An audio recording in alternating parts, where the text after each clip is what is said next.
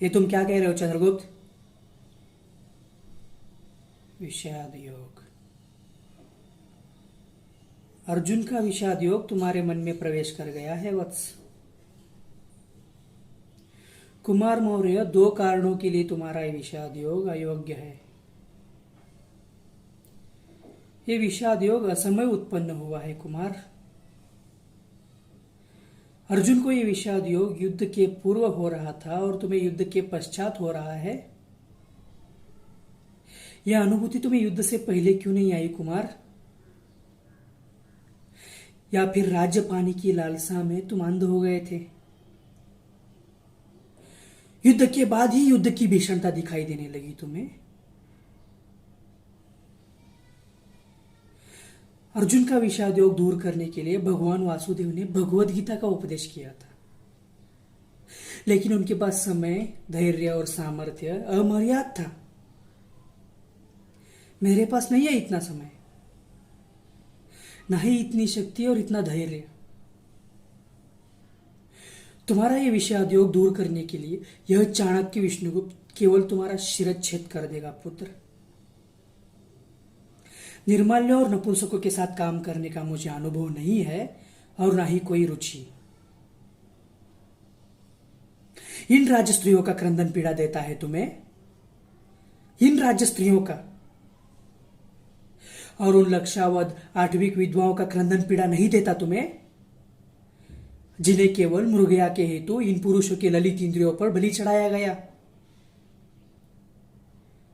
नहीं पशिस्ते तुम्हें इन निबुल कन्याओं के हतप्रक चक्षु। इनके आंसुओं से तुम्हारा भोजन शारीयुक्त नहीं हो जाता पुत्र। तुम्हारा राज्याभिषेक तुम्हें राजा बनाने के लिए नहीं, मेरे शूद्र स्वार्थ के लिए किया है चंद्रगुप्त। तुम और मैं इस परम पिता के केवल कार्य का एक निमित्त है,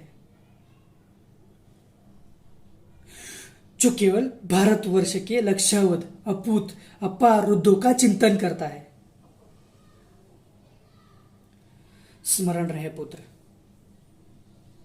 स्मरण रहे।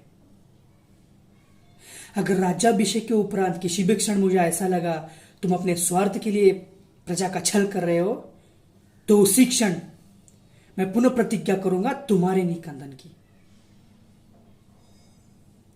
तुम्हारी महानता की मुझे आवश्यकता है चंद्रगुप्त, लेकिन तुम्हारी शूद्रता मुझे कदापि मान्य नहीं। स्मरण रहे।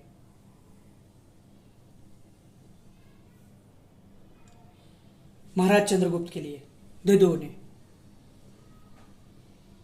पढ़ो पढ़ो।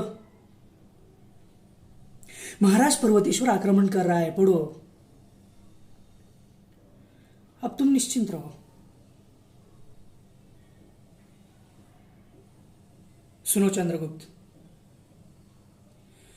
तुम्हारा यह प्रणय भग्न हृदय संसार के कटु सत्य को पचाने का सामर्थ्य नहीं रखता।